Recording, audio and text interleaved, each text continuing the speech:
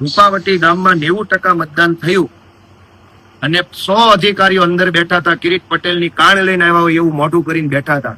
એક પણ અધિકારી પાસે જવાબ નહોતો કે આ 90% મતદાન રૂપાવટીમાં થયું એ બોગસ છે કે સાચું છે, કેમેરો બતાવો.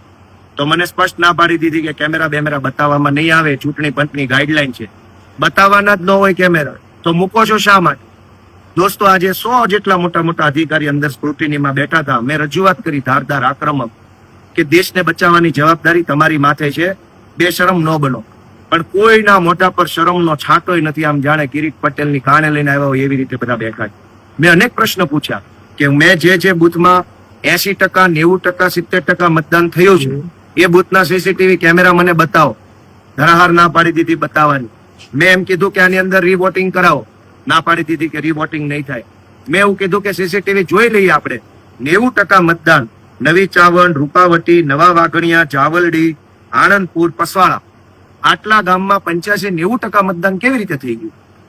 ઇતિહાસમાં કોઈ ચૂંટણીમાં 90% નથી.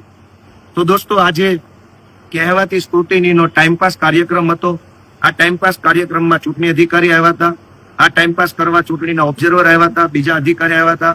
બધાએ કલાક ટાઈમપાસ કર્યો, પબ્લિકના પૈસાની ચા પીધી અને ભાજપના ગુંડાઓએ, ભાજપના લુખ્ખા તત્વોએ જે આ બૂથમાં બોગસ મતદાન કર્યું છે એને અંદરથી મનમાં તાળીઓ પાડીને વધાવી લીધું. અને મેં જે વાંધો રજૂ કર્યો એ વાંધા ઉપર મોઢે સેલોટેપ મારી ધૂતરાષ્ટ્રની જેમ મૂંગા બેસી રહ્યા. આજની આ સ્ક્રુટિનીમાં હું અહીંયા સેન્ટર પર છું.